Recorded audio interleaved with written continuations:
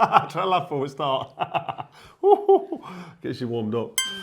Hello and welcome to Froch on Fighting. My name is Carl Froch, aka The Cobra, former unified super middleweight champ and International Boxing Hall of Famer. You know the jazz. We know. We all know. Oh, I'm delighted to be joined with my beautiful wife, Rachel. Thank you. Yes, I'm Rachel Froch. We're going to be doing a question and answer today, so thanks for getting all your questions in. I've been globetrotting, haven't I? I've been You have? Vegas, Dubai, Saudi. Yeah, London. London last week, yeah. I had a good chat with Conor then. Going all around with the boxing. Absolutely. Glad to be back in Nottingham. Sun's not shining there. It's a bit miserable. Yeah. But anyway, this episode is brought to you by Cobra Casino. So the first question is, what's been your favourite fight so far this year? Favourite fight so far this year would be, what we had, Better Be a Bivol. Bivol won the rematch. That was a good fight. It's going to be Ben Eubank or the one I've just been to. Yeah, Canelo Crawford. I mean, Canelo Crawford was a great fight for the purist. I mean, so was Better Be a Bivol. Eubank, Ben was a dogfight, bit of a tear-up. Did enjoy it. It warmed up towards the end as well. I enjoyed it. But you know what? In terms of being a boxing fan and somebody performing really like over and above what I thought they could do, especially stepping up in 2-3 weight divisions. Terence Crawford, for me, beating Canelo. I don't want to piss on this parade, but albeit slightly past his best Canelo, but still Canelo Alvarez, top fighter.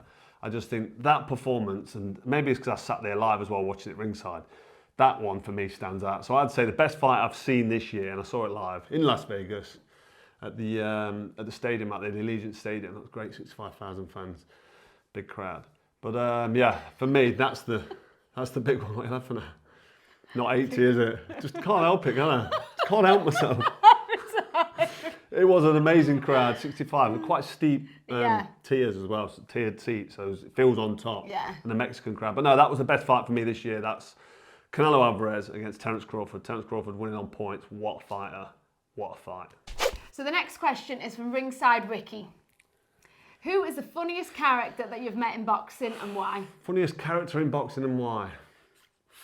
Oh, it's a good one. There's a couple of funny characters that are unassumably funny. Rob McCracken, my coach, he's funny. I can't go into why he's so funny because some of the stuff, it's a fine line, but he cracks me up so much.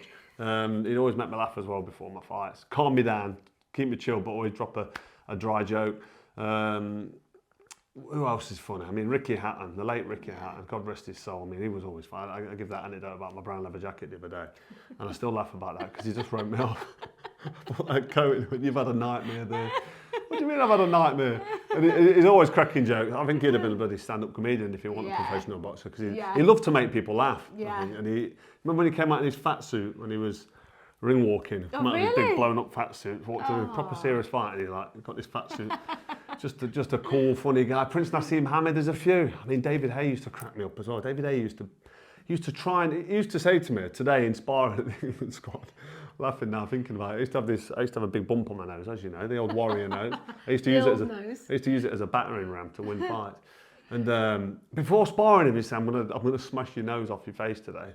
Not that big bugle, the beak. He used to call me the beak. And during the spars, it was a bit quicker than me, even though it was heavier. Yeah. He used to throw the uppercut through the middle and catch me right on the end of the nose. You don't like him now, do you? So that's got a funny, comical thing about it, but it obviously still hurts. Yeah. And he used to catch it as well.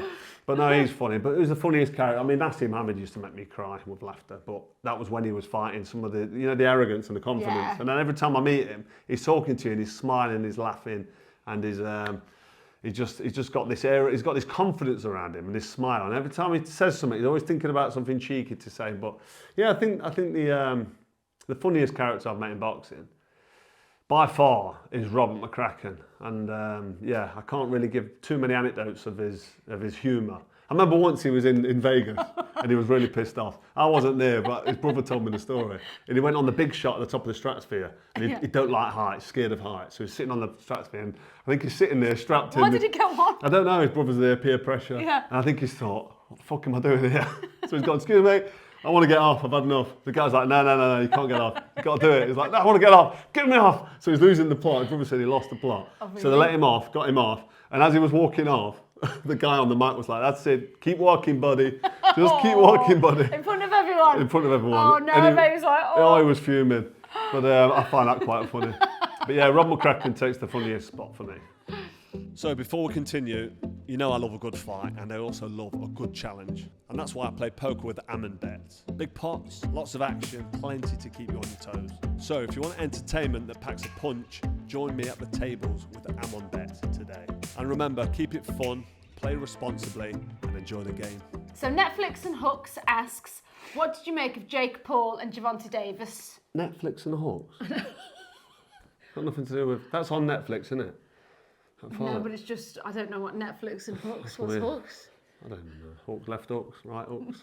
Oh my Fishing God. hooks. I don't know.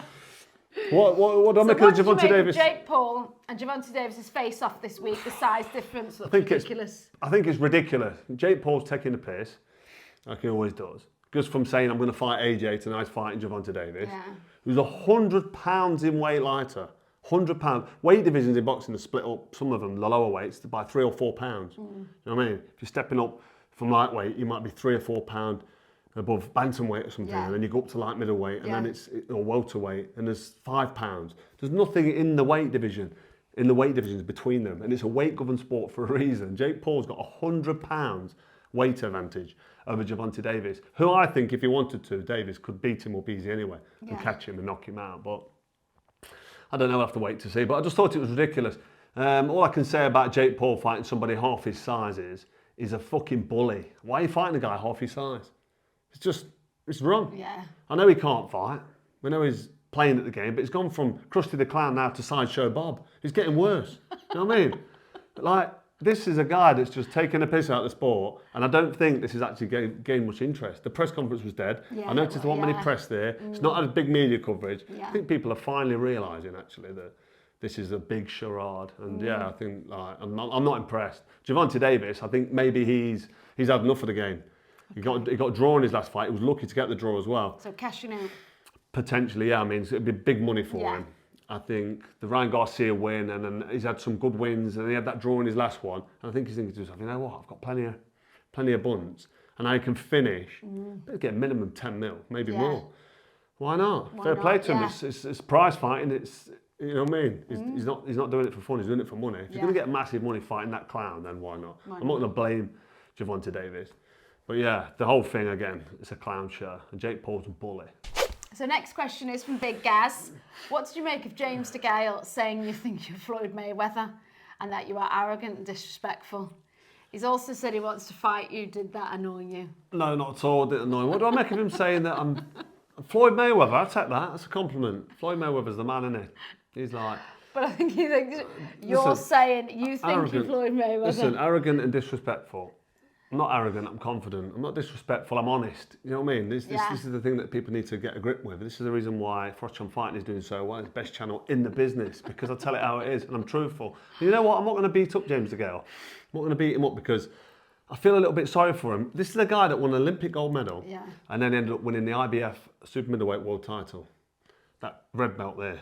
He ain't got the green and gold one, he ain't got the black one. He's got the red one, just saying. But he's done well. And he's now in a position where he's taken on, I don't know who he's taking on, in a bare knuckle fight. I think they put wraps around the hand, but it's bare knuckle. So why has he changed from boxing to bare knuckle? Because he retired from boxing ages ago, because in my opinion, he doesn't live the life outside the ring. Right. So he's limited his chances of becoming a great, you know what I mean? He could have been, he's very talented, James DeGale. Quality, Olympic gold medal, won it with quite ease as well. He just really did perform well. And I mean, George Groves beat him.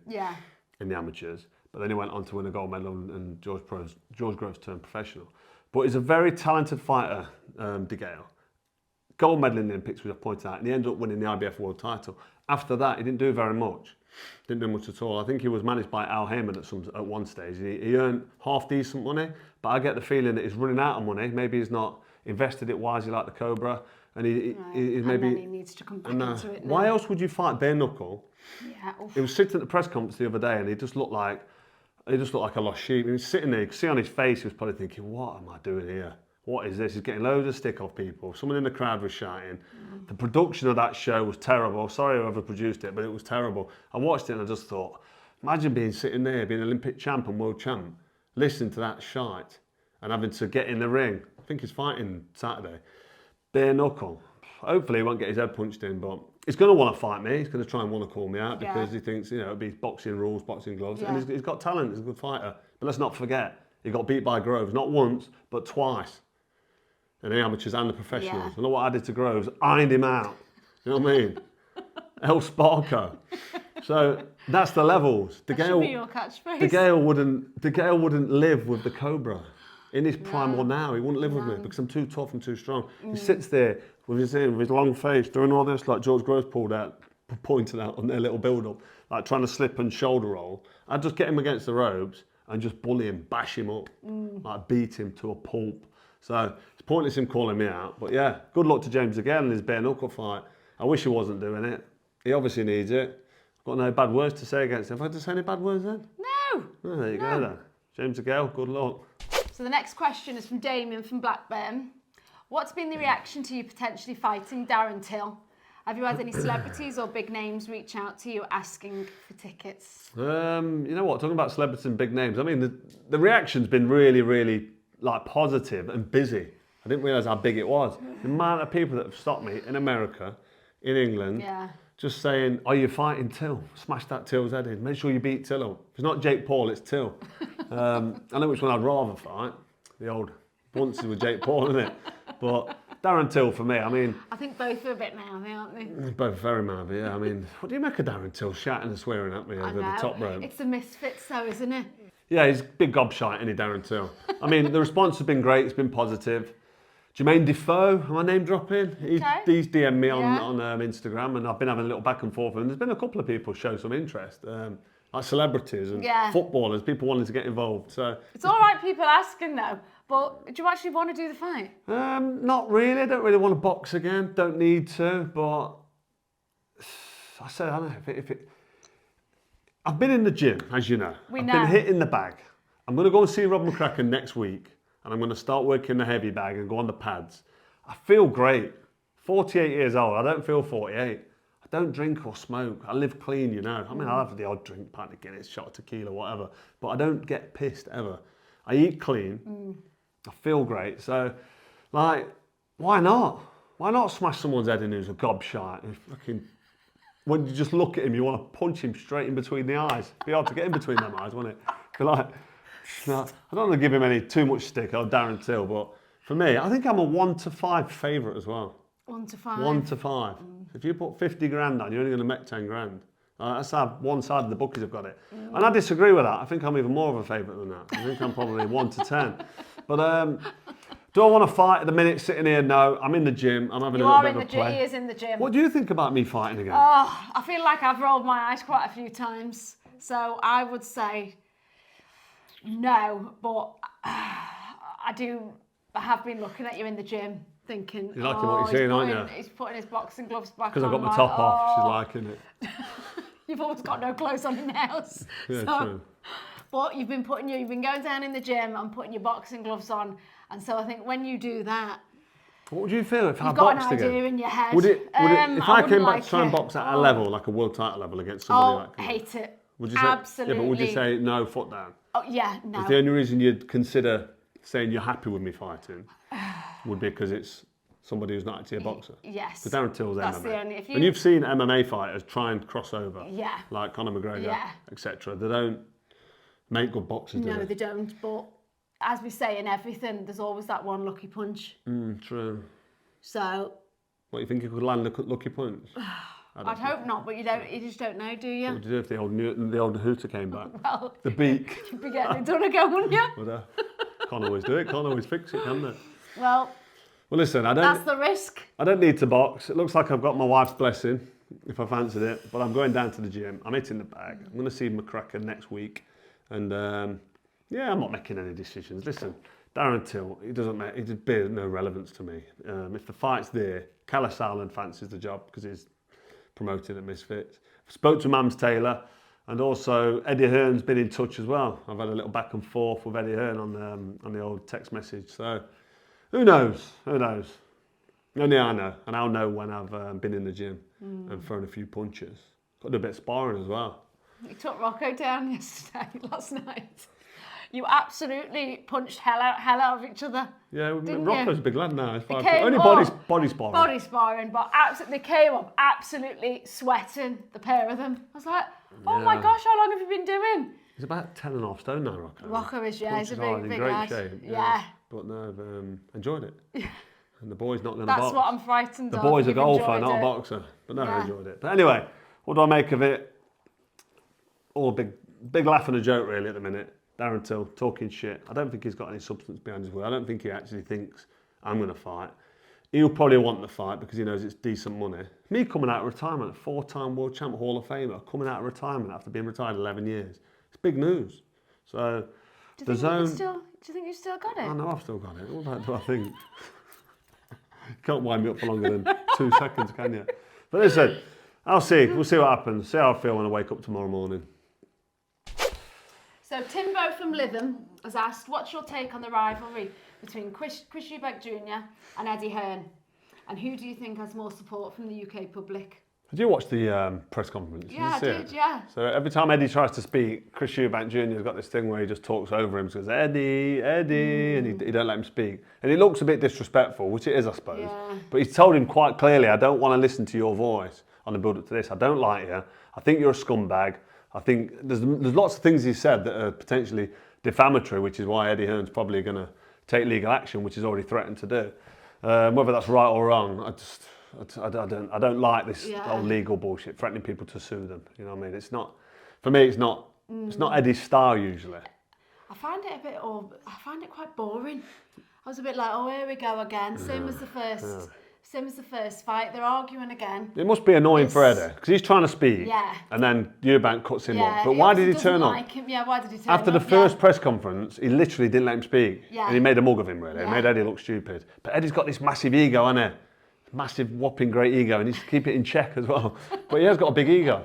He loves to be centre of attention. He loves to get in the mix because he loves the boxing. He's not a boxer. Yeah. He loves the promoting and that, but is he the best promoter in England now? Probably not. So he's constantly looking for validity on his position. Don't get me wrong, he's smashed it. He's working for Matchroom, his dad's company, and he's done well. Yeah. And he works hard. But he turns up to this press conference and he's not able to speak. He knows Eubank's going to just keep talking over him. So it makes him look a right twat, doesn't it? So Chris just really doesn't like him. Doesn't like him, no. He's made it quite loud and clear he doesn't like him and why he doesn't like him. But Eddie, I don't know why he put himself in that position. And then I don't want to go into the context of what was said, but Chris Eubank Jr. wouldn't let him speak. Yeah. Who's got the most fans? Who's won the public?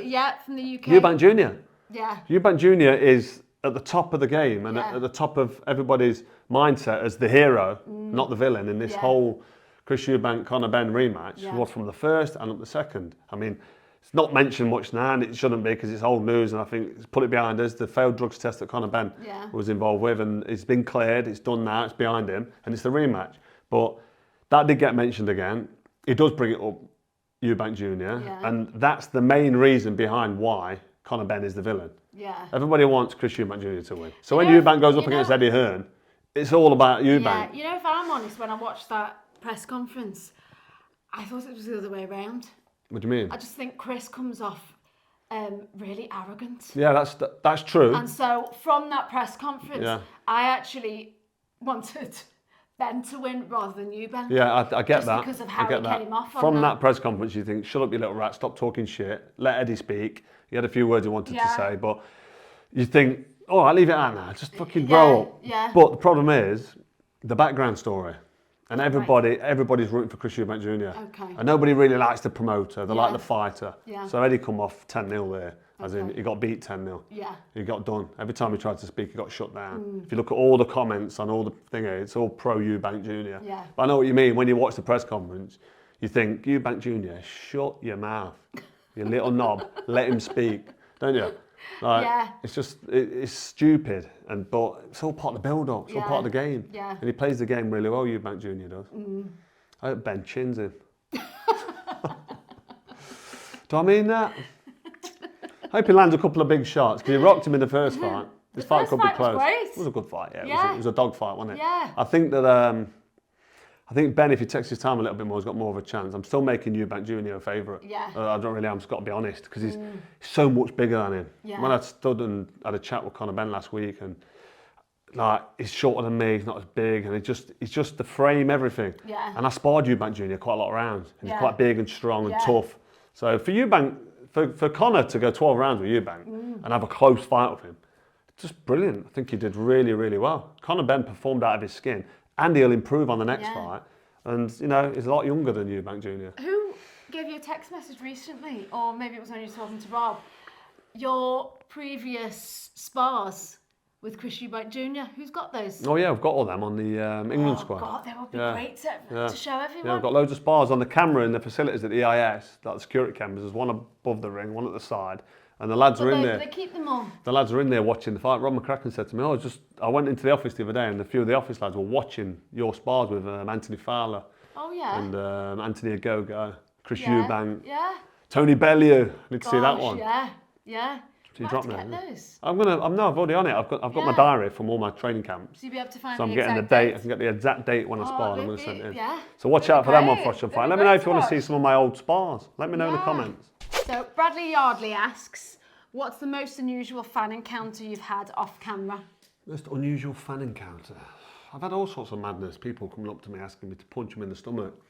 I'm like, do you really want me to punch you in the stomach? Yeah, just give me a 50% power. And I'm like, listen, I'm not punching it. You could be being set up, couldn't you? Yeah. Punch them. Someone's filming it, and then. So yeah, people asking to be punched by a professional boxer. I've had that more than once, that's a bit which daft, is isn't it? unusual. Yeah. I've signed a pair of breasts or one breast. Oh, have you? Yeah, top left, little. Sorry, I don't want to draw the attention to the. But just like the top of the chest, with a ballpoint pen. And apparently she was did you getting. do it? Yeah, I did it. Of course I did it. Did you do it? Did a lot more, not really. But ballpoint pen, like a biro, like a big biro. And I said, are you seriously going to get this tattoo? She went, yeah. So So she got it tattooed? Well, that's what it was for. Sign that, I'm going to get it tattooed. Oh my gosh, I wonder if she did. Never seen it. If you got the tattoo, my Show us, send it in. Send it in, we need to see it. frochonfighting@gmail.com. What do you think about this? No, that's quite a good one, isn't it? I've never asked to sign anything below the waist, anything like that. Good. I'm glad. Shaven Haven. Oh my God, stop. You need to get it, Stop. just leaving it. Let's get too far there.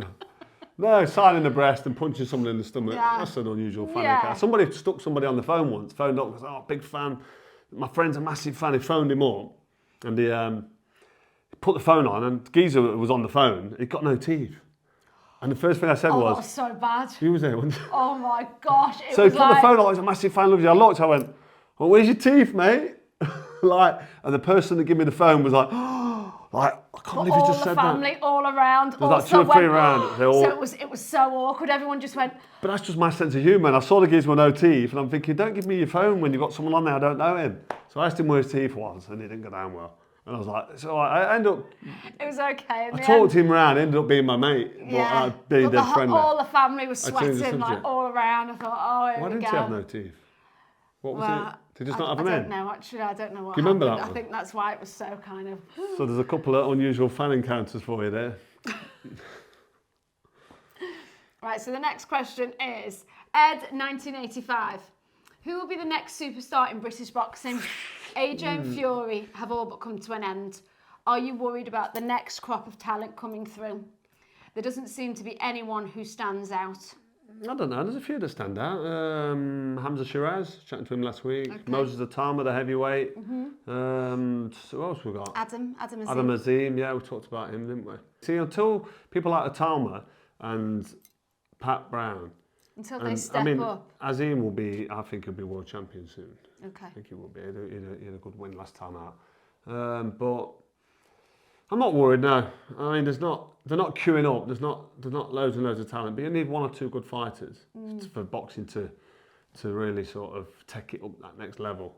And there's a couple of decent talents, as the names I mentioned there. I think there's some quality, especially Moses Atama. Do you think there's anyone from Robert McCracken's Well, they're all squad? They're all kids coming through, aren't they? I mean, Are they a bit young at the moment? yeah, Callout had a loss not too long ago. I think he'll come back. Yeah. But he concentrates on the amateurs and the Olympians. I don't think this pairs just had the World Championships. I think they've got 1 medal. I don't think there's many coming through. So we'll have to wait until after the next Olympics to see if there's any serious talent. But no, the pro game I think is in a good state. it's in a good place because there's some decent professionals coming through and developing. Yeah. Mikey B has asked, how did the idea for Froch on Fighting... Mikey B or Mike D? I don't know, B? he might be. Mikey B, yeah? Mikey B. Mikey B. Shout out to Mikey B. Shut it. How did the idea for Froch on Fighting come about?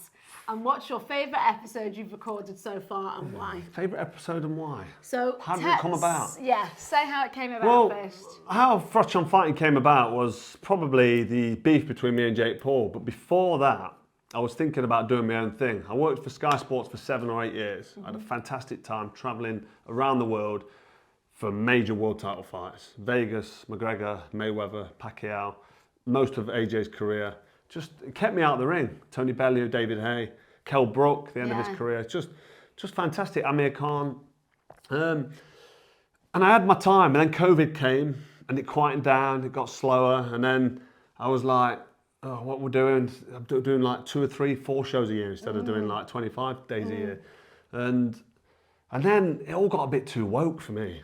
Yeah. And when I say that, it's like when you turn up to work and you're asked to follow a certain narrative, political narrative especially, don't tell me what to do, don't tell me what to say. Yeah. And don't give me a script either around the fights. Yeah. Like there's many things where when you work for a broadcaster, you can't be independent, you can't do your own thing, because you kind of got to be aligned a certain direction. I've never liked... You don't like that, you don't like authority. Never liked authority my whole life. Been told what to do. Yeah, exactly. I've never had it, you see. No, My mum and dad split when I was 6 years old, as you know. Yeah. And I never had a fatherly figure telling me...